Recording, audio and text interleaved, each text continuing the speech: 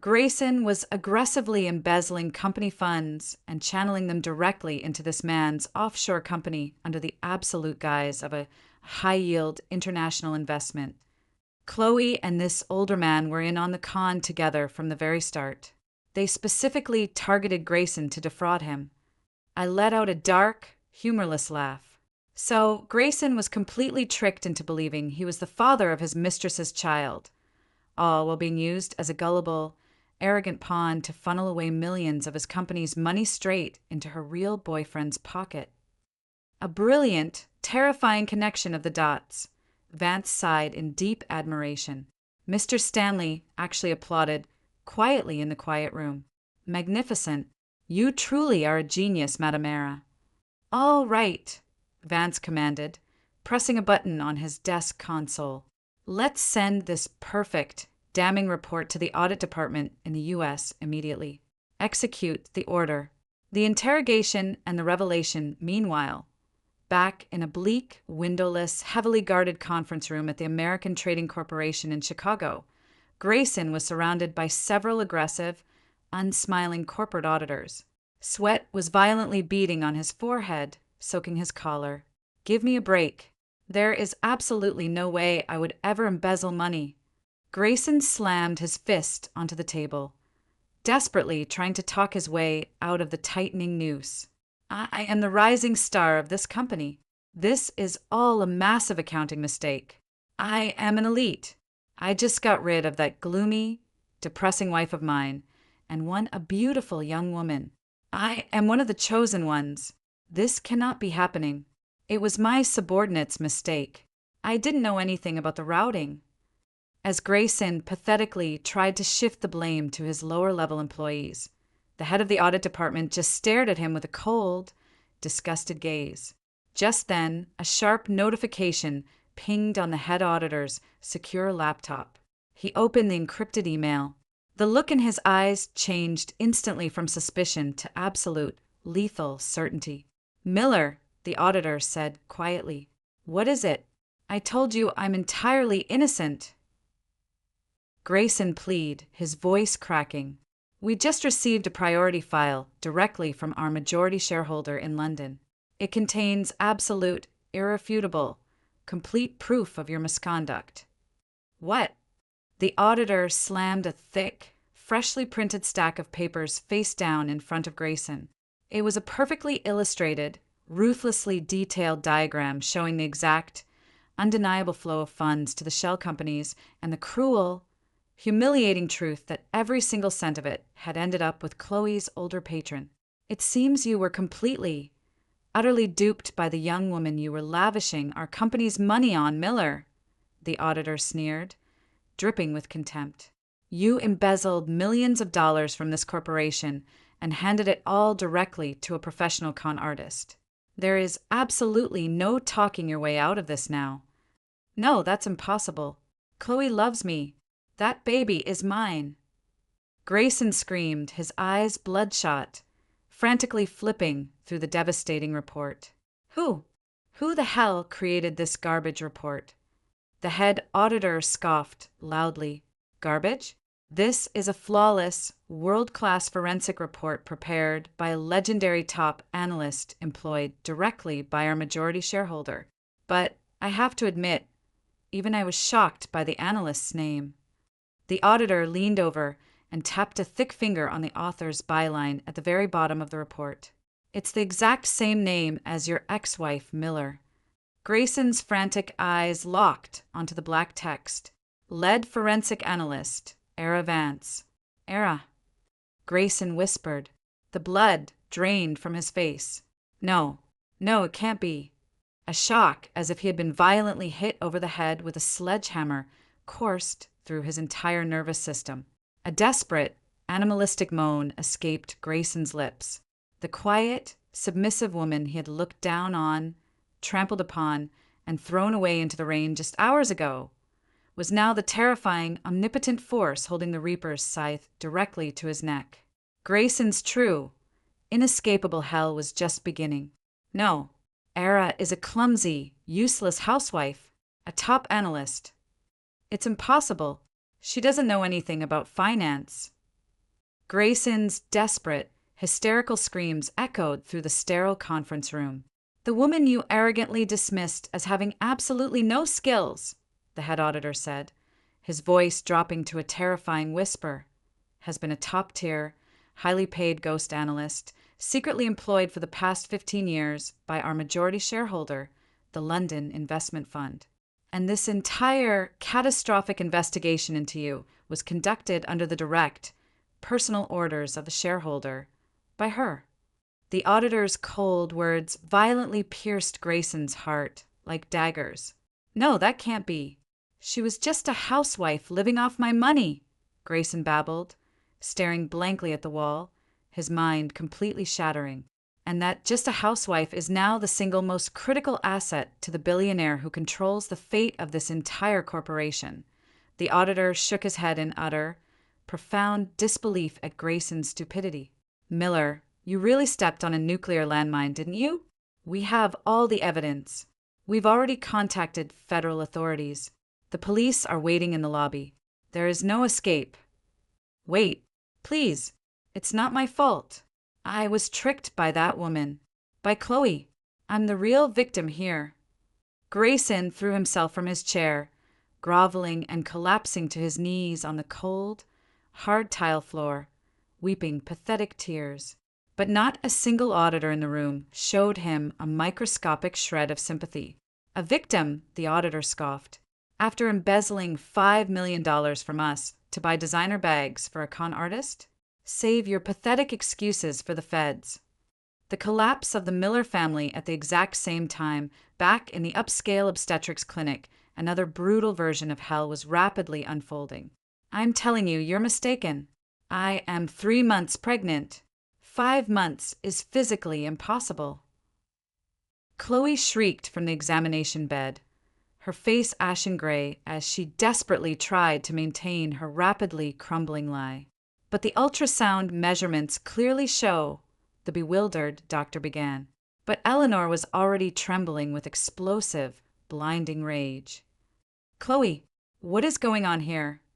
Eleanor's shrill voice filled the room. The usually prim, snobbish woman was now a terrifying picture of fury. 5 months.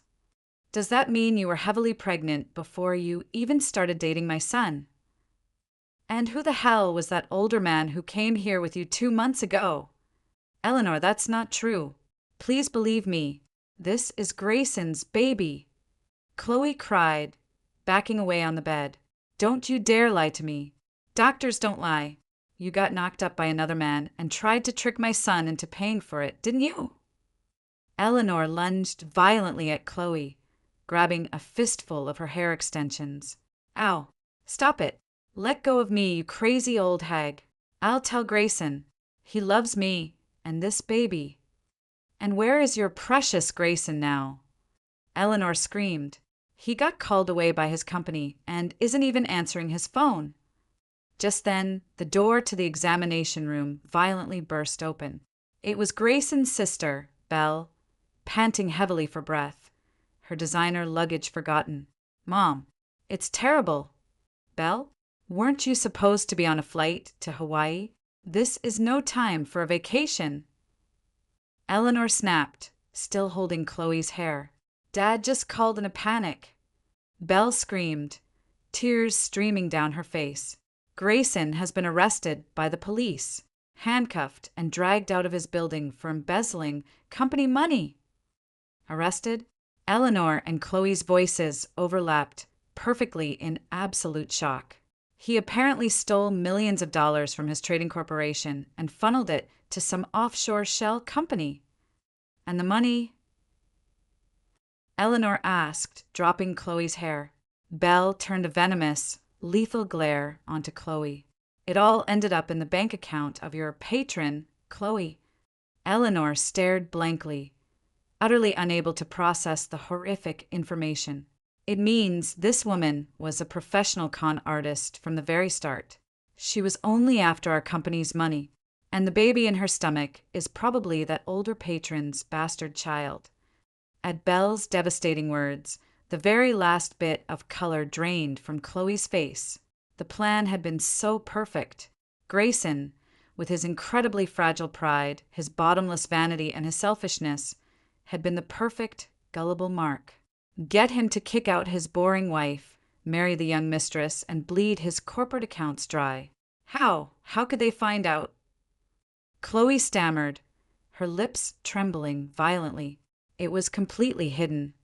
Don't be stupid. Belle shoved her smartphone violently in front of Eleanor and Chloe's faces. The person who exposed all of this to the feds was the top analyst for my brother's company's majority shareholder. On the glowing screen was a massive, breaking financial news headline from a major global outlet. Massive London investment fund appoints new senior analyst. Uncovers multi-million-dollar embezzlement case in top secret investigation. Right below the bold headline was a high-resolution, professional photograph of a breathtakingly beautiful woman standing confidently against the backdrop of the London skyline, wearing a tailored, $1,000 navy suit. "This can't be real," Eleanor whispered, her knees giving out, collapsing onto the clinic floor. The useless, dull, incompetent wife she had treated like a slave for a decade was a world-class top analyst at a global financial firm. The powerful, commanding woman in the photo was, without a single doubt, the woman they had thrown out of their house into the rain just yesterday. But this wasn't the broken era in a worn-out, stained apron. This was a sophisticated, terrifyingly intelligent woman exuding absolute grace and lethal power. "Era! She took all our money!" Chloe stared at the phone, her face contorting in total despair. They finally truly understood. The quiet little pebble they had been arrogantly trampling underfoot for 15 years was actually a nuclear bomb powerful enough to obliterate their entire bloodline. And the person who had happily pressed the detonation button was none other than themselves. Chloe fled the clinic in a blind panic, running desperately through the pouring Chicago rain, her expensive heels clicking on the pavement, completely heedless of the mud ruining her maternity dress. How could this happen?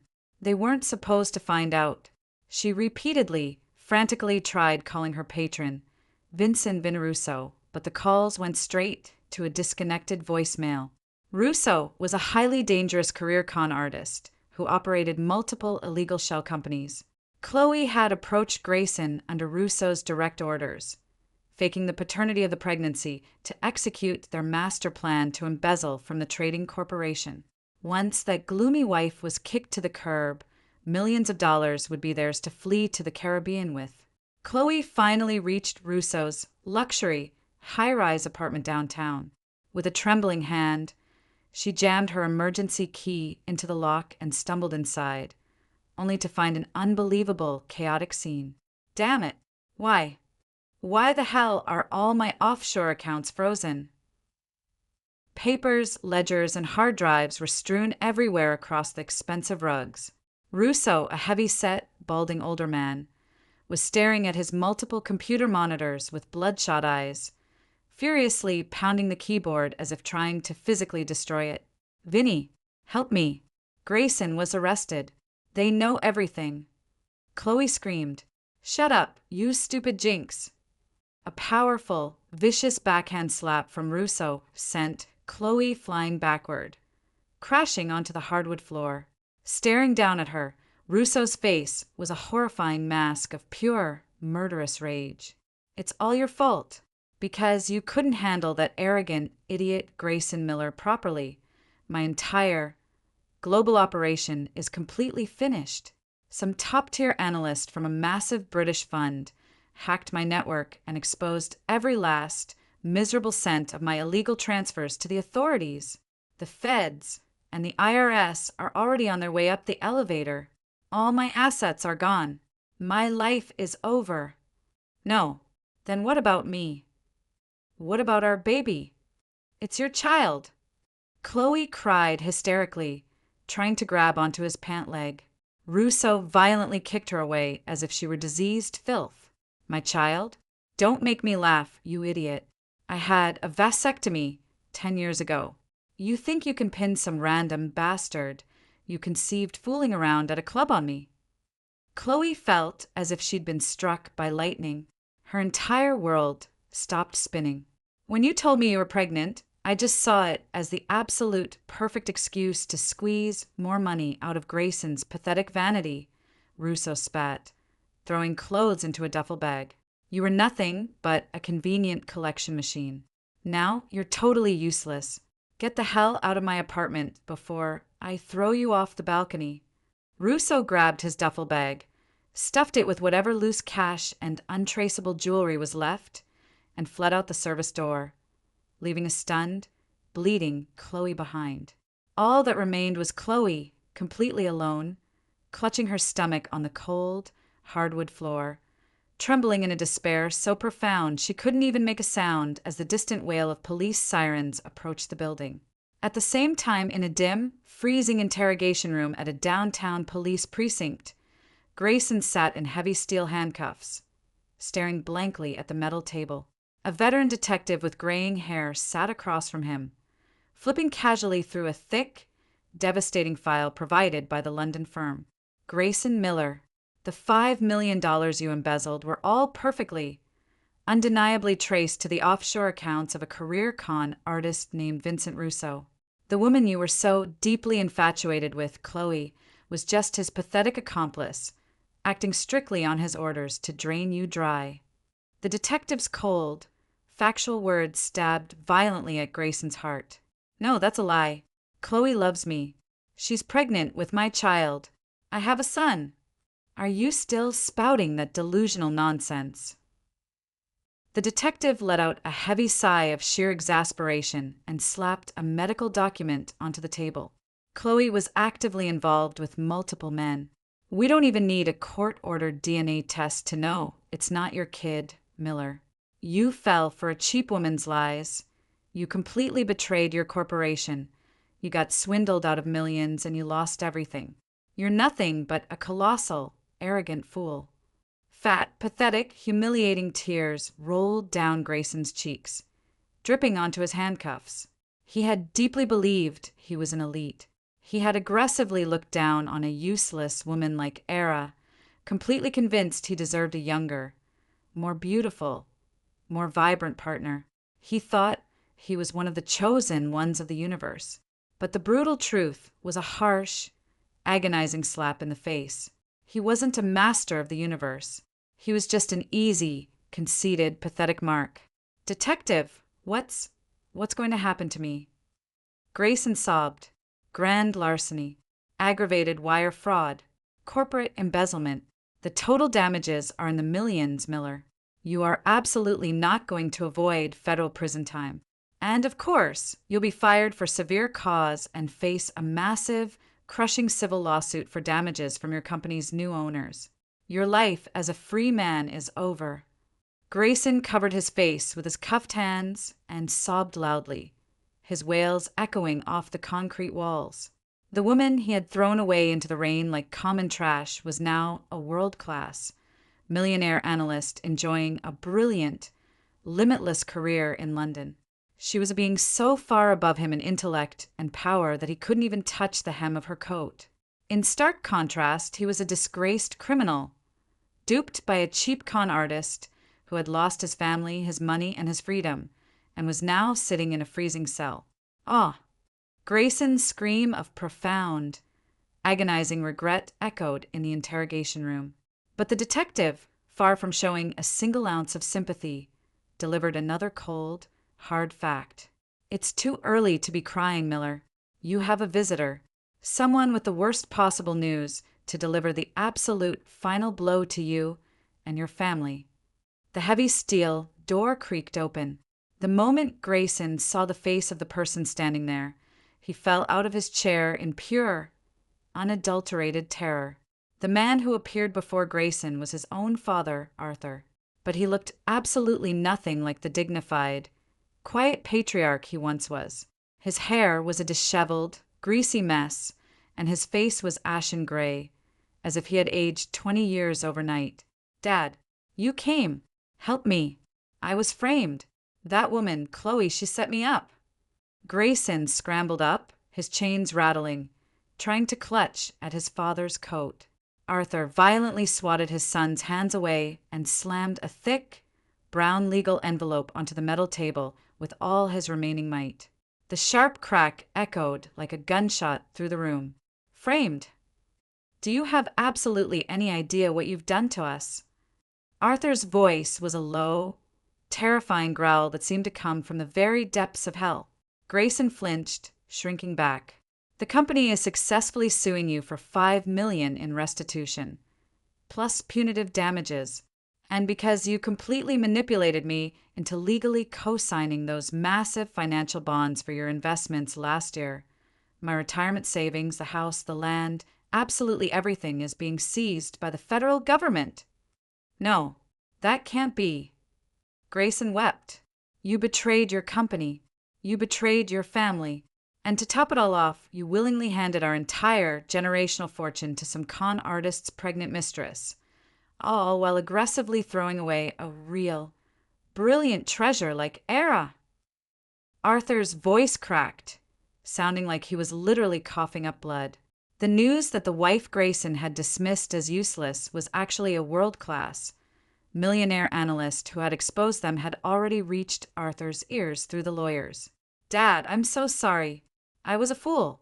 Please, hire a defense lawyer. Do something. It's too late, Arthur said, his eyes dead and hollow. As of today, you are no longer my son. You are dead to me. Don't you ever show your face to me again.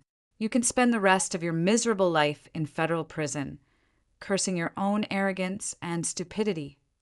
With that final, devastating sentence, Arthur turned his back and walked out of the interrogation room, silent tears streaming down his aged face. Left entirely behind, totally abandoned by the world, Grayson could only collapse onto the cold concrete floor, curl into a fetal position, and weep pathetically into the dirt.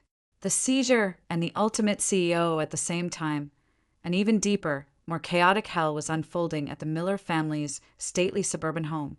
This is absolutely ridiculous. Why do we have to leave? This is my house. I decorated this house. Eleanor was screeching hysterically at a group of suited, armed court officers and federal marshals standing at her front door. This is a provisional, court-ordered seizure of assets related to your son's federal embezzlement case, ma'am. You must vacate the premises immediately. All furniture, vehicles, and high-value personal effects must be left behind to compensate the creditors.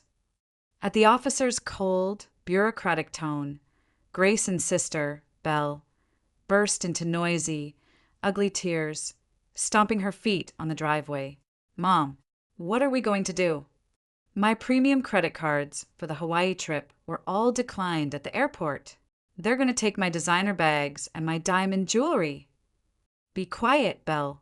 How am I supposed to know what to do? Eleanor shrieked, pulling at her own hair. Just then, a figure stumbled toward them up the driveway. It was Chloe. She was soaked to the bone from the freezing rain, her expensive, flashy maternity dress completely caked in dark mud and city grime. Having been violently abandoned by her patron, Rousseau, and with nowhere else on earth to go, she had desperately come to the Miller house as an absolute last resort. Eleanor, please help me. I was tricked by Vinny. I have absolutely nothing left. Chloe sobbed, reaching out. The moment Eleanor saw her face, something inside the older woman's brain completely and violently snapped. How dare you show your face here, you conniving, thieving tramp? With a literal, demonic look on her face, Eleanor lunged forward like a wild animal, tackling Chloe into the mud and grabbing a massive fistful of her hair extensions, ripping them from her scalp. Ow! Stop it! Let go of me, you crazy old hag! Chloe shrieked, flailing wildly in the dirt. Who are you calling an old hag? And I bet that bastard baby isn't even my son's, is it? Because of your greed, my Grayson is a convicted criminal. Give us back our comfortable life. Belle, seeing red, joined the fray, viciously kicking Chloe's designer handbag into a deep, muddy puddle. You should just die in a ditch somewhere, you parasite. The three women began a wretched, screaming, mud-caked brawl right in the front yard. They pulled hair, scratched faces, and rolled in the filthy rain. A pathetic, ridiculous, humiliating end for the arrogant people who had once aggressively looked down on Era and genuinely believed themselves to be the untouchable, chosen ones of society. A sleek, black corporate town car pulled up to the curb, its horn honking loudly, temporarily silencing their pathetic squabble. A sharp-looking corporate lawyer, holding a leather briefcase, stepped out into the rain. "Eleanor Miller?" he asked, looking down at the mud-covered woman with intense disgust. "Before we proceed with the total seizure of this property, there is one more vital financial fact I am legally obligated to inform you of." "A fact?" Eleanor let go of Chloe's hair, panting heavily, her clothes ruined, as she glared up at the lawyer.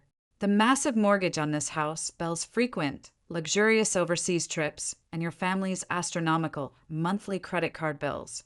Were you actually genuinely aware that Mr. Miller's mid-tier salary alone was nowhere near enough to cover these extravagant expenses?"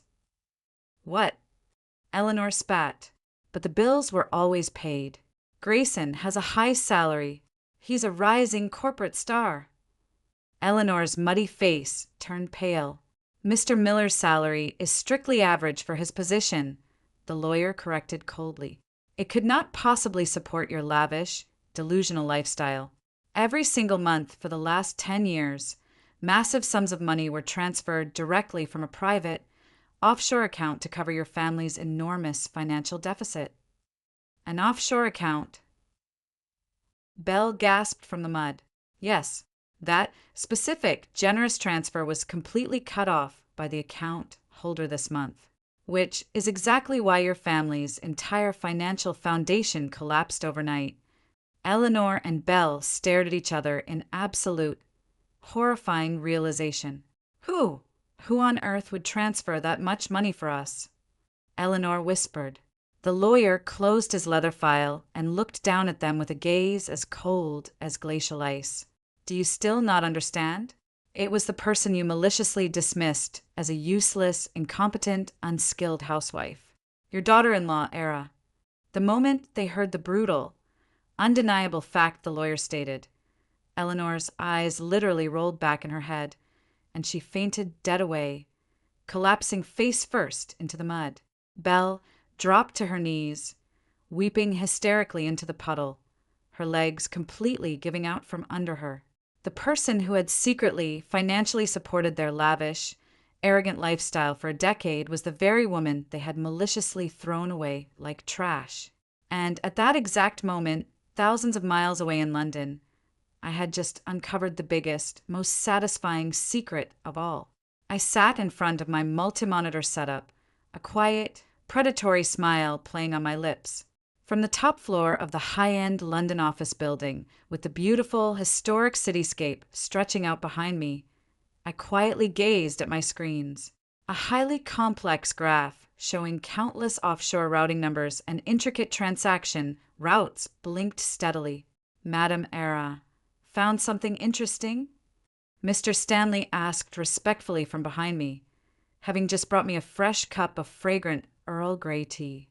"Yes, Richard," I said, taking the warm cup and smiling with a cool, untouchable elegance. "I was tracing the $5 million that Grayson embezzled, and I found an absolutely incredible bonus." "A bonus?" "The entire global network of hidden, encrypted offshore accounts belonging to Chloe's patron, that career con artist, Vinnie Russo. I didn't just find the money. He swindled from Grayson.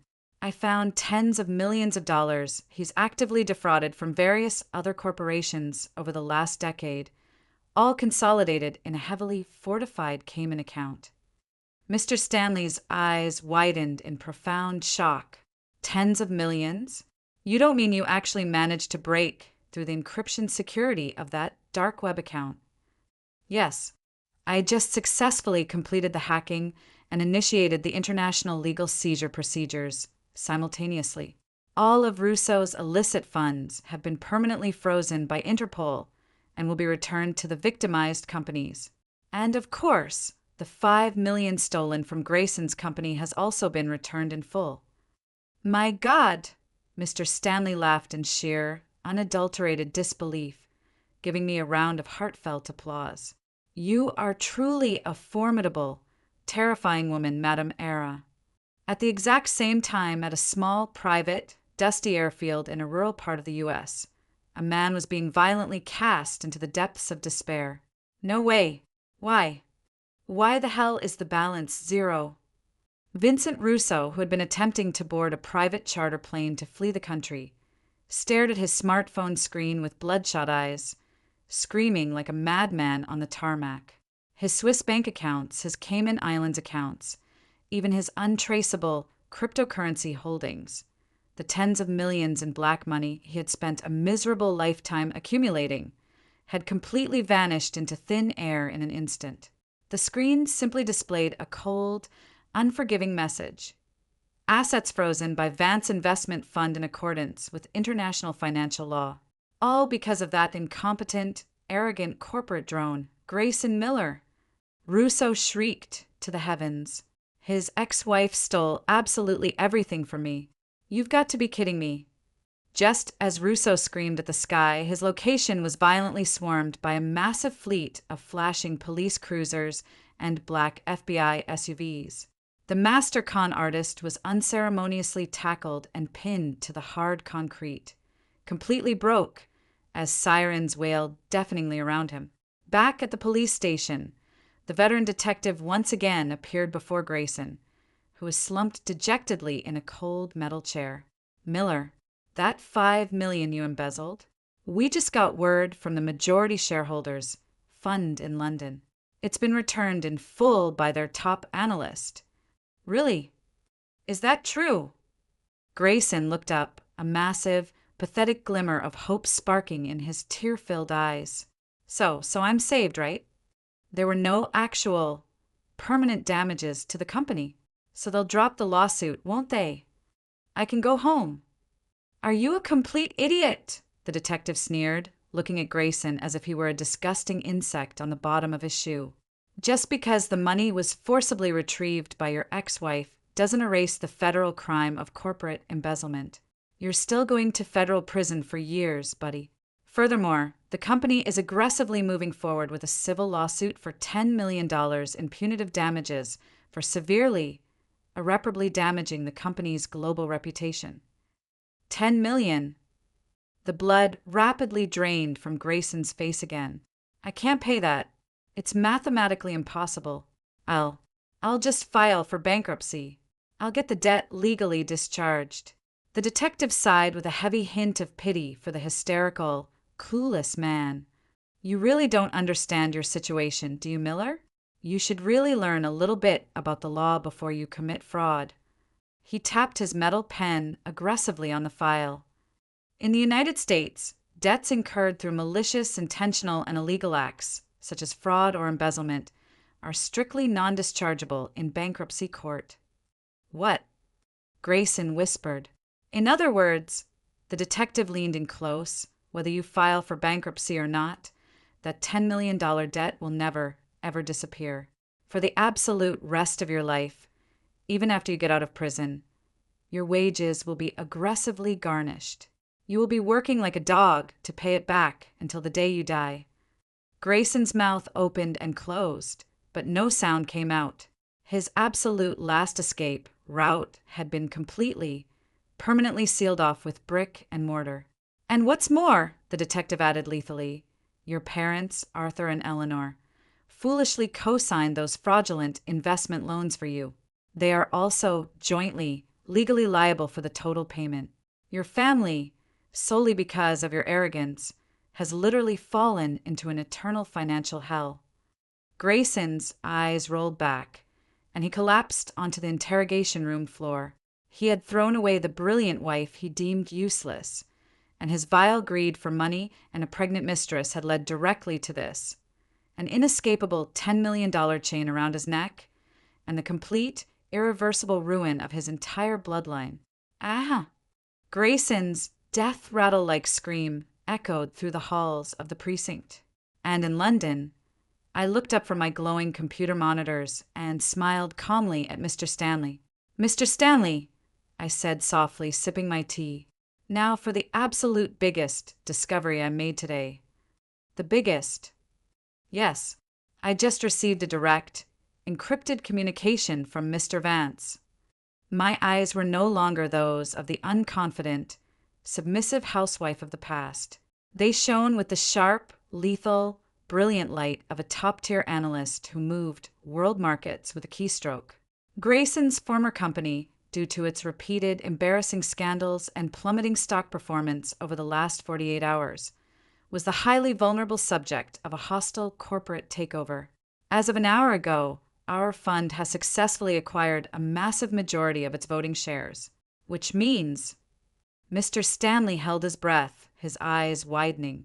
I nodded slowly, a predatory smile crossing my face. Yes, Mr. Vance has officially appointed me as the new Chief Executive Officer and President of the American branch, the new, absolute head of Grayson's company.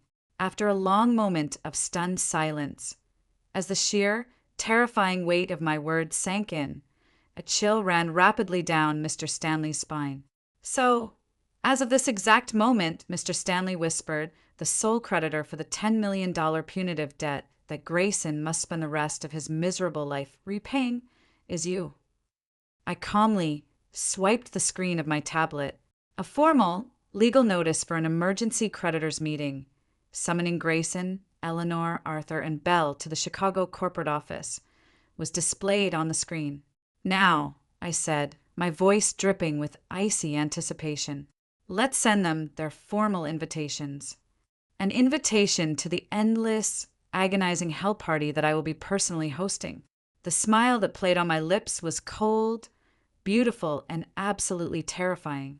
The creditors of hell in the most prestigious, panoramic executive conference room of the downtown Chicago Trading Corporation, a glittering, mahogany-paneled place Grayson had once aspired to as the ultimate symbol of elite corporate status. He now sat in an unbelievably pathetic state, arrested for felony embezzlement, stripped of his suits and dragged to this mandatory creditors meeting under heavy police supervision. Grayson's arrogant, untouchable demeanor was entirely gone. He wore a rumpled, stained gray sweatsuit. His face was deeply unshaven, and a cheapcloth was draped over his hands to hide the heavy steel handcuffs binding his wrists. Next to him sat his father, Arthur, his mother, Eleanor, and his sister, Belle. They all looked ashen-faced, shivering, and hollow, like terrified ghosts huddled together for warmth. Why? Why is this happening to us? Eleanor muttered, weeping quietly. She was no longer dressed in vibrant Chanel and Prada, but in a shabby, stained outfit from a cheap discount store. The aggressive asset seizure had left them with literally nothing. Their bank accounts were frozen. Their home was padlocked, and they were currently struggling to afford their next meal. It's all your fault, you selfish idiot. Belle shrieked hysterically, violently shoving Grayson's shoulder. Because you fell for some cheap con artist tramp, my entire life is ruined. My friends won't speak to me.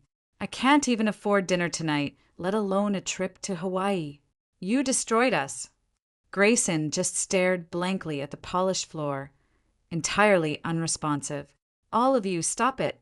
This is pathetic, Arthur yelled, but his voice was trembling with sheer exhaustion, and he looked as if he had aged 2 decades in just a few days. They were all gathered here in this freezing room to receive their final financial sentence for the $10 million punitive damages from the company's mysterious new owner, its newly appointed, ruthless CEO. The heavy mahogany double doors suddenly swung open. The air in the massive room instantly crackled with thick, suffocating tension. First to enter were several burly, suited corporate bodyguards, followed closely by Mr. Stanley and a team of sharp-looking, aggressive lawyers from London. They respectfully stopped and cleared a wide path for one final person. A woman entered the boardroom, her expensive heels clicking decisively and powerfully on the polished marble floor. I wore a highly sophisticated, custom-tailored navy blue Alexander McQueen power suit. My hair was elegantly and sharply styled. My makeup was absolutely flawless. I radiated an overwhelming aura of lethal intelligence, massive wealth, and fierce, unshakable beauty. There was absolutely no trace left of the useless, exhausted woman who had once scurried around their house in a stained apron, constantly walking on eggshells to appease this wretched family. The exact moment the Miller family saw my face, a collective, strangled gasp escaped their throats. Arthur, Eleanor, and Belle all stared at me, their eyes bulging out of their skulls, as if they had suddenly forgotten how to breathe oxygen. Their minds violently refused to process that the omnipotent woman standing before them, exuding such terrifying, overwhelming power, was the era they had mocked and thrown out like domestic trash. After a few agonizing seconds of stunned silence, Eleanor, trapped in a desperate state of psychological denial, spoke. "Era, what on earth are you doing here?" Eleanor sputtered, her voice shaking. "Did you sneak in here to laugh at us now that we're on the verge of bankruptcy? You've always been such a spiteful, nasty, ungrateful woman. And what gives you the right to act so high and mighty, walking into a corporate room like this? You're a useless housewife. Go make us some tea or something." Eleanor's vile, delusional insults echoed loudly in the silent, cavernous room. Arthur tried frantically to pull her arm to stop her, but her pride-fueled tirade was unstoppable. I, however, said absolutely nothing. I simply stopped walking, turned my head, and regarded Eleanor with the cold, silent, infinitely condescending gaze one might reserve for a pathetic, struggling insect on the sidewalk. Under the crushing weight of my terrifying, icy silence and the glare of my security team, Eleanor's voice faltered, cracked, and completely died in her throat. Without a single word, I walked slowly to the absolute head of the massive table, to the grand, high-backed leather chair once occupied by the company's founding president, and I sat down, crossing my legs elegantly. "How profoundly rude!" Mr. Stanley stated in his crisp British accent, standing tall beside my chair like a loyal general. "It seems you have absolutely no idea who you are addressing, Mrs. Miller." "What are you talking about?" "She's our useless, unemployed ex-daughter-in-law." Eleanor shrieked, panic setting in. One of my lead corporate lawyers aggressively slammed a thick, heavy legal file onto the mahogany table. The crack sounded like a whip. "You will show absolute respect in this room," the lawyer barked. "The person sitting before you is the senior lead analyst of a major, global UK-based investment fund. And, as of this morning, she is the newly appointed president and chief executive officer of this entire corporation, Madame Era Vance." Eleanor's jaw literally dropped open. "President?" Belle gasped, pointing a violently trembling finger at me, her face a mask of total disbelief. "And one more thing," the lawyer added, delivering the final, brutal, bloody blow. "Madame Era is also the sole individual creditor for the $10 million punitive damages that Mr. Grayson Miller will spend the rest of his natural life repaying. In other words, the financial fate of your entire bloodline is resting entirely in her hands. $10 million creditor." The exact moment the reality of those apocalyptic words sank in, Arthur's eyes rolled back in his head, and he collapsed onto the boardroom floor in a dead faint. Grayson, trembling uncontrollably, the chains of his handcuffs rattling loudly, looked up at the woman who was now looking down on him from the throne at the head of the table. The woman he had mocked, belittled, and trampled upon. She was now an untouchable, godlike being, her manicured finger hovering effortlessly over the switch that would cast his entire family into an inescapable hell. Era, I'm so sorry. I was wrong. I never knew you were so incredible. Please, I beg you, 10 million is impossible. Forgive me." Grayson collapsed to his knees on the hard floor. He buried his dirty face in his cuffed hands, violently sobbing and begging for his life as tears streamed down his face, completely abandoning any shred of masculine dignity he had left. Breaking my silence, I finally spoke. My voice was no longer the timid, submissive whisper of a woman afraid of her angry husband. It was the resonant, booming, absolute tone of a queen in total command of her empire. "Now then, Grayson, Eleanor. Belle. I smiled. Slowly, beautifully, terrifyingly. Let's have a very long, very thorough talk about settling the accounts for the years you stole from me. And let's discuss your repayment plan for the $10 million debt that will never, ever disappear. The final, heavy curtain was about to violently fall on the Miller family. Please, I was wrong. I'll pay you alimony. I'll do whatever you want.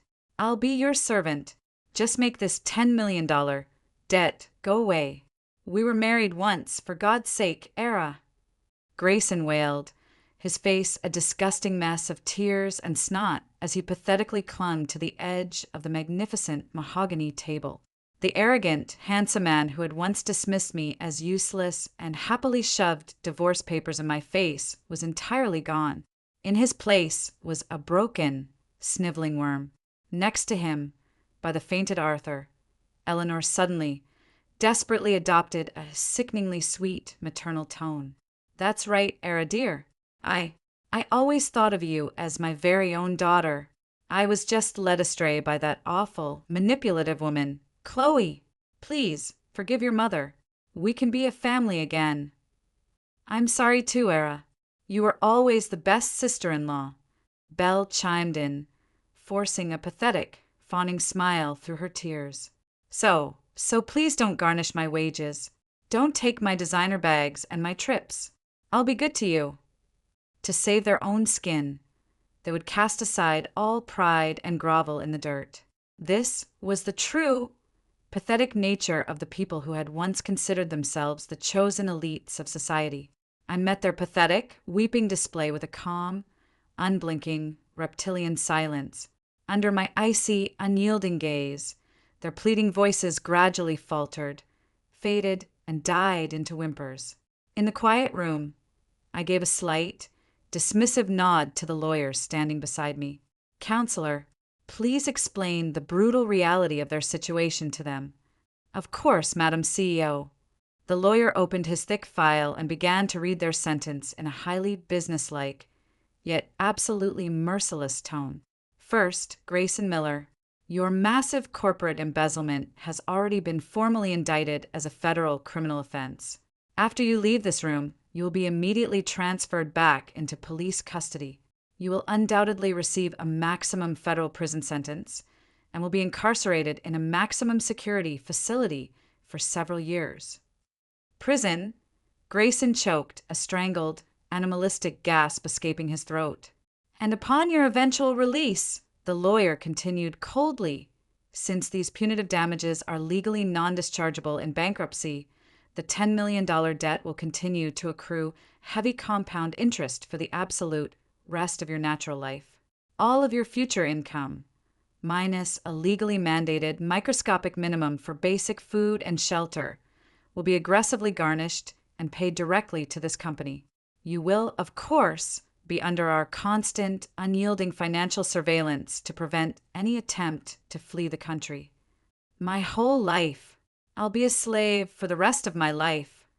Grayson clutched his head, looking as if he might start violently writhing on the floor in absolute despair. Next, the guarantors, Arthur and Eleanor Miller, the lawyer announced. Your house, your cars, and all your physical property have already been seized and put up for auction. Your pensions will also be aggressively garnished up to the legal maximum every single month. You will spend the rest of your days in a drafty, decades-old, low-income apartment, struggling to afford even a basic loaf of bread. No, I can't live in some hovel. I've only ever shopped at high-end, organic grocery stores. I'm a lady of society. Eleanor shrieked hysterically, clawing at her own hair. But no one in the room paid her any mind.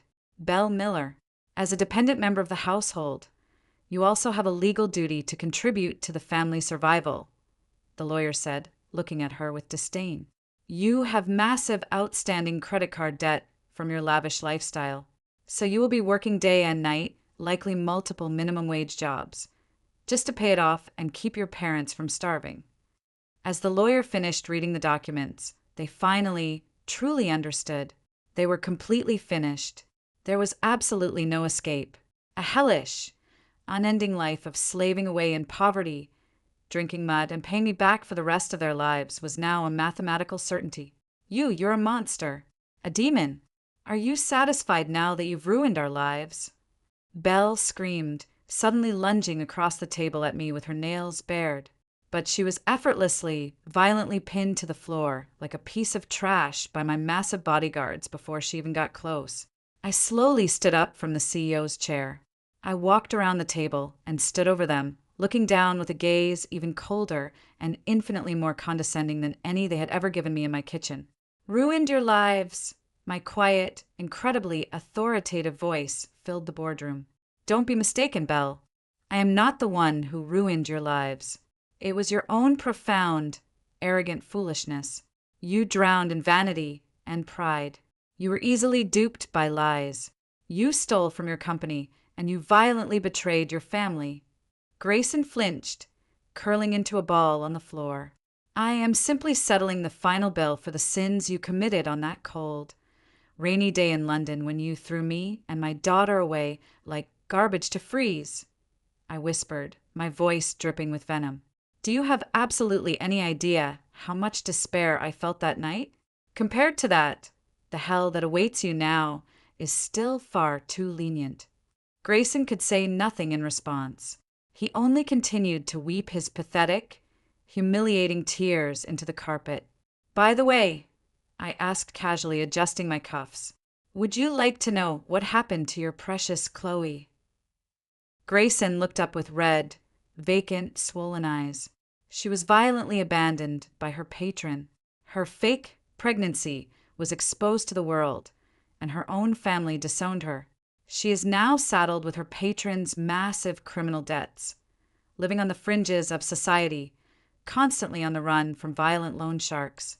A highly fitting end for her, don't you think? Hearing this, Grayson finally let out a massive, soul-tearing wail. His face contorted in pure agony as he sobbed uncontrollably. The full, crushing weight of what a brilliant treasure he had thrown away, what absolute garbage he had picked up instead, and what he had permanently lost finally crushed his mind. It is time, Mr. Stanley announced coldly, looking at his expensive watch. The heavy conference room doors opened, and several uniformed federal police officers entered with their hands on their belts. Grayson Miller, there is a federal warrant for your arrest on charges of felony embezzlement and wire fraud. You're coming with us to the station. No, please, I don't want to go. Era, help me. Era. The officers grabbed him forcefully by the arms and dragged his thrashing body from the room. Eleanor and Belle followed behind, screaming and crying hysterically. Arthur, who had regained consciousness only to faint again upon understanding the situation, was unceremoniously carried out by the bodyguards like a sack of potatoes. Araya! Grayson's fading, desperate screams eventually disappeared completely down the long hallway. The heavy mahogany doors closed and absolute, beautiful silence once again descended upon the room. That was masterfully handled, Madame Era, Mr. Stanley said, bowing deeply with sincere, profound respect. The heavy chains of your past have now been completely broken. They will spend the rest of their miserable lives atoning for their sins against you. Yes, it's been a very long time coming, Richard, I sighed, walking over and looking out the massive floor-to-ceiling window. The beautiful, orange Chicago sunset was filtering through the skyscrapers. I felt the heavy, dark clouds that had suffocated my heart for 15 years finally begin to part, letting in the warm light. Just then, my personal, encrypted smartphone chimed with a cheerful, bright ringtone. The moment I saw the name on the screen, the face of the ruthless top analyst vanished entirely, replaced instantly by the gentle, warm smile of a mother. Hello? Mommy, where are you? I want to see you. The voice on the other end was the sweet, beloved, innocent voice of my daughter Lily. It was the one treasure in the entire world that I had been desperately waiting to hear from after ending this war. She was safely with a high-end sitter at Mr. Stanley's estate in London. Considering the time difference, it was already incredibly late at night there, but she must have stubbornly stayed awake just to wait for my call. "I'm here, Lily. Mommy wants to see you too. It's all over now. The bad people are gone. I'm coming home to London tonight." "Really?" "Yay. I want to eat your yummy omelets when you get back." Her cheerful, innocent voice brought warm, happy tears to my eyes. The food that Grayson and Eleanor had constantly, maliciously criticized. The food made by the woman with no skills. My beautiful daughter said it was the absolute best in the world. What greater, more profound happiness could I possibly ask for? "Yes, my sweetie. When I get home, I'll make you all the omelets you want." After hanging up the phone, I looked out the window at the sky. The thick, oppressive clouds had completely vanished, replaced by a clear, endless blue expanse. The dark, suffocating cage that had imprisoned me for 15 years was finally, completely broken. Epilogue: a London dawn a few weeks later. The scene shifts back to the heart of London. "Good morning, Madam Era. This morning's market predictive report was absolutely flawless. Mr. Vance was literally singing your praises in the board meeting." Mr. Stanley beamed, walking into my corner office. "Thank you, Mr. Stanley," I smiled warmly. "But there is always room for improvement." From the top floor of the ultra-modern office building, I was once again deeply immersed in volatile market data from around the globe. The complex strings of numbers on my screen were no longer cold and intimidating. They were powerful, familiar allies helping me forge my empire. During my lunch break, I sipped my artisanal tea and read a highly classified email from Mr. Vance's intelligence team. It contained a brief, factual update on the Miller family in America.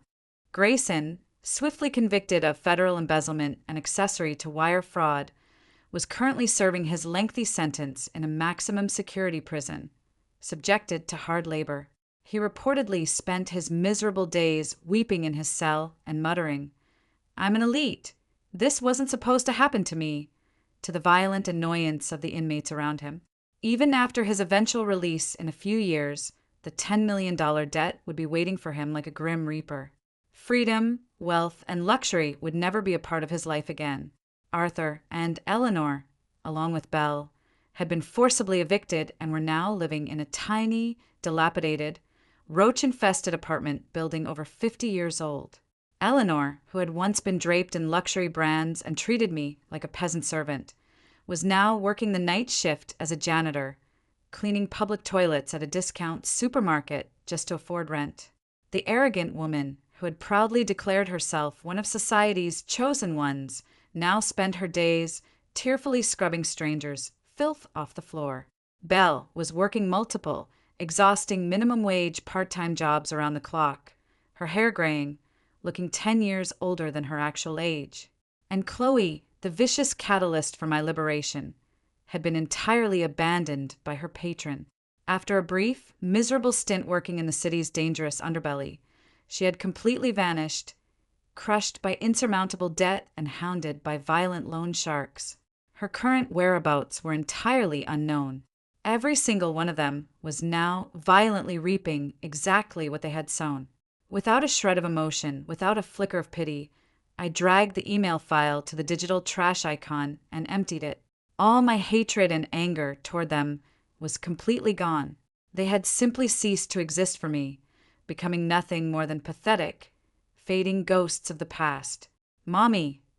As I left the grand office building that evening, Lily and her private sitter ran happily toward me across the courtyard. "How was school, sweetie?" I asked, kneeling to hug her. "It was so good. We learned so many new songs today, and I made lots of new friends." Lily threw her arms around my neck, her little face glowing with pure joy. The sad, anxious little girl who used to tiptoe around Grayson, constantly afraid, quiet and withdrawn, was entirely gone. In the free, warm, and highly supportive atmosphere of London, she had completely rediscovered her bright, innocent, beautiful self. "That's wonderful, sweetie. Come on, let's go home." I took her small hand, and we walked together along the beautiful, historic cobblestone streets of London. The setting sun cast a warm, golden glow on the tree-lined avenues. As we walked, I thought about my past self, a woman with no skills. Whose money do you think you're living on? Brainwashed and emotionally battered by those cold, cruel words for 15 years. I had genuinely believed I was worthless, capable only of enduring abuse in absolute silence. But it wasn't true. It was never true. Everyone has their own unique, immense value and hidden strength. Sometimes it is just violently suppressed by a toxic, unjust environment. If you have the sheer courage to take one terrifying step forward, out into the rain, you'll find that the world is beautiful, expansive, and full of limitless possibilities. If there is anyone out there right now, crying alone in a dark, suffocating house as I once did, I want to tell them this. Your life is your own. Do not let anyone take it from you. Be brave and open that door. Mommy, what's wrong? Are you crying? Lily looked up at my face with a curious, sweet expression, squeezing my hand. No, sweetie, I'm not crying. I wiped away a single, happy tear and gave my daughter the biggest, most heartfelt smile of the day. I was just thinking that right now. I am the happiest person in the entire world. Really? Me too. I'm the happiest person in the world too. Lily laughed joyfully, pulling my hand to skip ahead. Looking up at the London sky, I saw a massive, brilliant rainbow stretching across it after the evening rain. Our new life had just begun, and no matter what happened from now on, I would never look down again. I squeezed my beloved daughter's hand tightly and walked proudly, fiercely down the golden path that led directly to our bright, shining future.